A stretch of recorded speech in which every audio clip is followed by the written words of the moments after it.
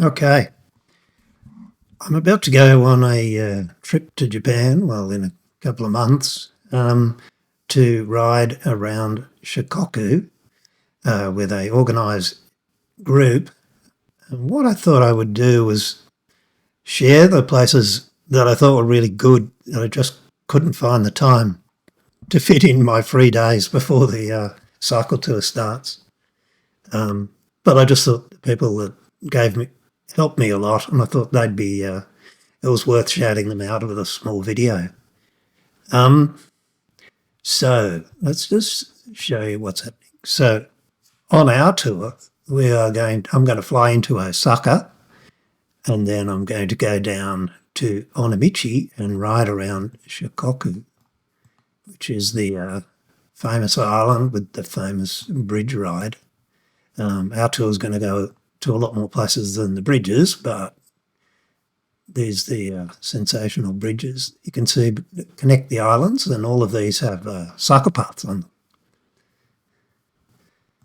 So I'm flying into Osaka, and I didn't really want to ride around Kyoto or Osaka. Seemed a little bit easy for me in terms of organising. There's lots and lots of tours. You get rather confused just looking at them all. What I thought I would like to do is to have both a ride that was very interesting in the countryside and also to go to an onsen town. So I focused in on a place called Amanohashidate, which has this amazing isthmus called the Road to Heaven. So you can ride across here, follow the road up to Ine, and there's a beautiful fishing village. Oh, there it is. There's the fishing village with all these fishing houses that are on the water that are now turned into hotels. In that area also there is really good cliff riding, and what I liked about it when I initially looked was there's some really interesting roads up in the hills, very suited to e-bikes. Now, an example of that would be, I'm going to drop something in here, and you've got these roads. This one looks a bit wider, but they'd go through the mountains,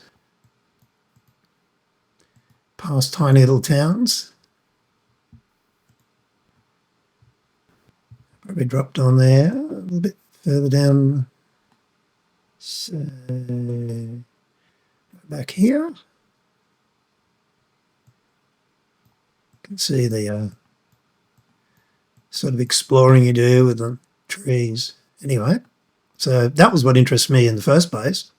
But unfortunately, I can't do that. Let's just explain the area a little bit more. There is a really lovely train, a small train that runs through here, up through the back of these hills, down along the coast here and into Toyooka. Now, Toyooka's not that interesting, but just north of Toyooka is a onsen town that is very interesting. Let me show you that.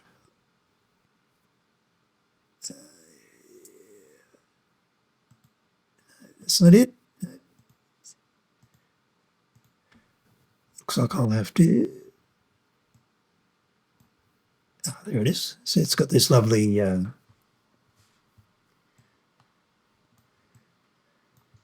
river up the middle, or canal.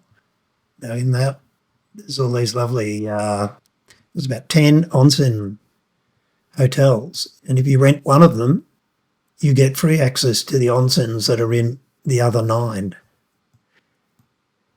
Really interesting place, and it's called Kinosaki.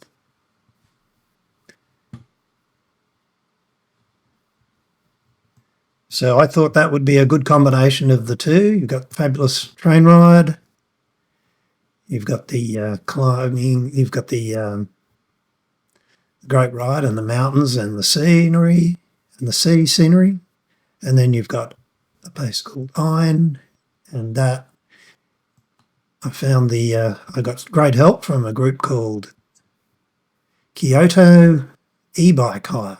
They've got e-bikes in Kyoto and interesting rides there. But on this ride, it looks like you get these giant live bikes that come as an e-bike, and they would be particularly suited to riding around those hills. And the guy gave me great information about where to stay and things like that. So you can sort of see the scenery. There's even some very interesting rice fields. Would have been a great trip. Okay. Now, next place that I didn't get to is, I'm actually going to go to Okayama. South of Okayama and back on Shikoku, on a place that hardly any of the tours actually go to, there is a tour called the Iya Valley Tour. Okay, in that, there is this Brompton tour, and the guy was very responsive on the bookings, and it it's rather interesting scenery. Looks fabulous.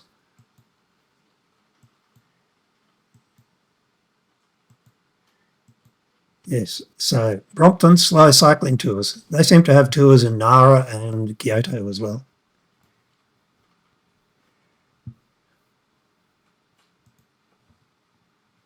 So where I'm going to go, because the amount of time that I have, is I'm going to go to Kinosaki, where I'll ride around the very, very pretty old Japanese villages, which are very popular.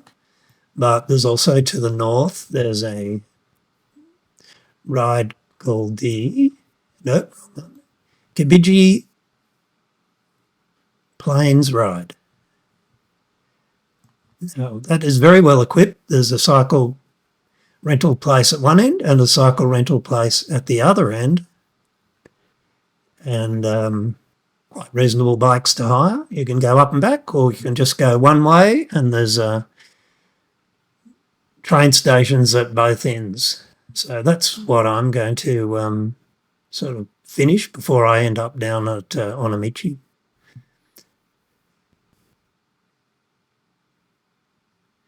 Okay, that wraps that up. Thanks to the guys on the Brompton tours and Kyoto Cycling for helping me out. Sorry I couldn't book your tour.